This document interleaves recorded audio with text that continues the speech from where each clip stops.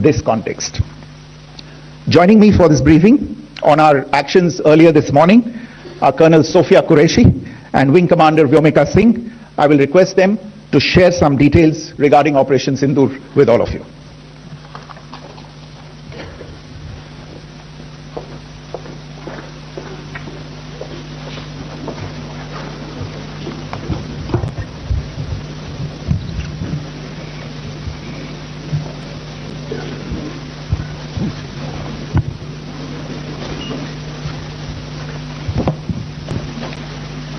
सुप्रभात देवियों और सज्जनों, मैं कर्नल सोफिया कुरैशी और मेरे साथ विंग कमांडर व्योमिका सिंह आज आपको 6 से 7 मई 2025 की रात 1:05 से 1:30 बजे के बीच भारतीय सशस्त्र बलों द्वारा अंजाम दिए गए ऑपरेशन सिंदूर के बारे में जानकारी देंगे।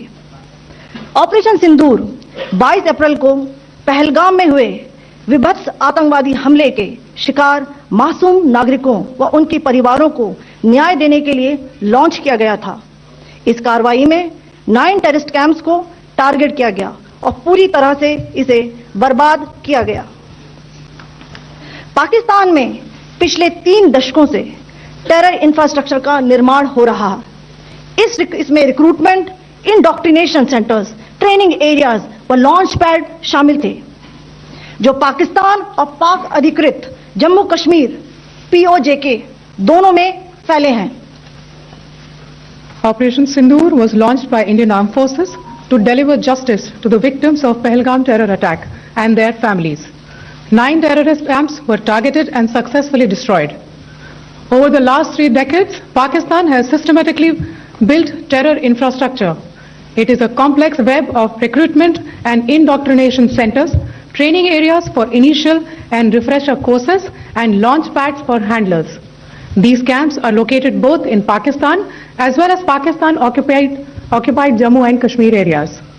Some of the well-known training camps are located, as you can see on the screen. They are distributed from Savai Nala in the north, counting to approximately 21, ending at Bhagalpur to the south. इन लक्ष्यों का चयन विश्वसनीय intelligence सूचनाओं के आधार पर हुआ ताकि आतंक गतिविधियों की रीढ़ तोड़ी जा सके, और यह खास ध्यान दिया गया कि निर्दोष नागरिकों और सिविलियन इंस्टॉलेशन को नुकसान न पहुंचे। The selection of these targets for Operation Sindoor was based on credible intelligence inputs and role of these facilities in perpetrating the terror activities. The locations were so selected to avoid damage to civilian infrastructures and loss of any civilian lives. This was done with due diligence, and the camps selected for targeting and their engagement will now be shown to you one by one. POJK के targets मैं आपको बताना चाहूंगी। सबसे पहले सवाई नाला camp Muzaffarabad, जो कि POJK के लाइन ऑफ कंट्रोल से 30 किलोमीटर दूर है। यह एक लश्कर-ए तौयबा का ट्रेनिंग सेंटर था। 20 अक्टूबर 2024 सोनमर्ग, 24 अक्टूबर 24 गुलमर्ग, 22 अप्रैल 2025 पहलगाम, इन हमलों के आतंकियों ने यहीं से प्रशिक्षण लिया था। सैयदना बिलाल कैंप मुजफ्फराबाद, यह एक जैश-ए मोहम्मद का स्टेजिंग एरिया है। यह हथियार, विस्फोटक और जंगल सर्वाइवल ट्रेनिंग का केंद्र भी था। गुलपुर कैंप कोटली, यह LOC से 30 किलोमीटर दूर था। लश्कर-ए तौयबा का बेस था, जो रजौरी, पुंछ में सक्रिय था। 20 अप्रैल 2023 को पुंछ में और 9 जून 2024 को तीर्थ यात्रियों के बस हमले में यहीं से आतंकी को ट्रेन किया गया था।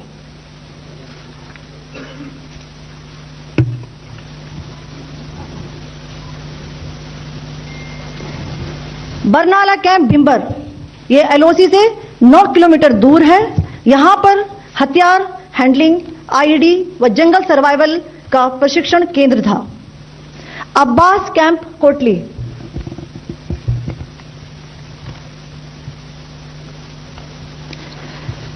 यह LOC से 13 किलोमीटर दूर है। लश्कर-ए तौयबा का फिदाइन यहां तैयार होता था। इसकी कैपेसिटी 15 टेररिस्ट को ट्रेन करने की थी।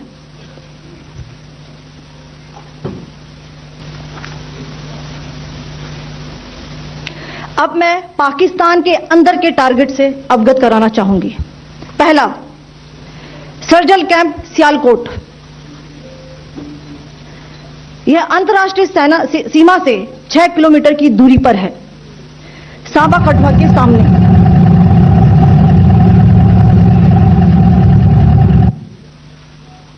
मार्च 2025 में जम्मू एंड कश्मीर पुलिस के 4 जवानों की जो हत्या की गई थी, उन आतंकवादियों को इसी जगह पर ट्रेन किया गया था। दूसरा, महमूना जाया कैंप सियालकोट। यह 18 से 12 किलोमीटर आईबी से दूर था। हिजबुल मुजाहिदीन का बहुत बड़ा कैंप था। यह कठुआ जम्मू क्षेत्र में आतंक फैलाने का नियंत्रण केंद्र था। पठानकोट एयरफोर्स बेस पर किया गया हमला भी इसी कैंप से प्लान और डायरेक्ट किया गया था। मरकज ताइबा मुरीद के,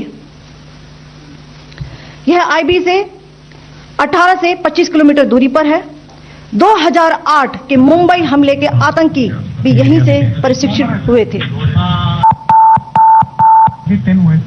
टारगेट 10 एंक्लोजर सेम ही है। 7 it is hit the target. हां।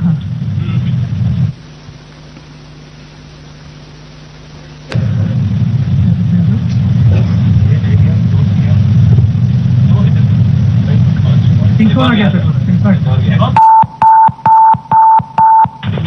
ओके, देखो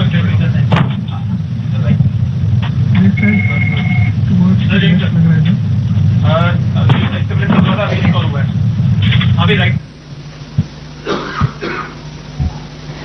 मरकज सुभान अल्लाह भावलपुर, यह इंटरनेशनल बाउंड्री से 100 किलोमीटर दूर है।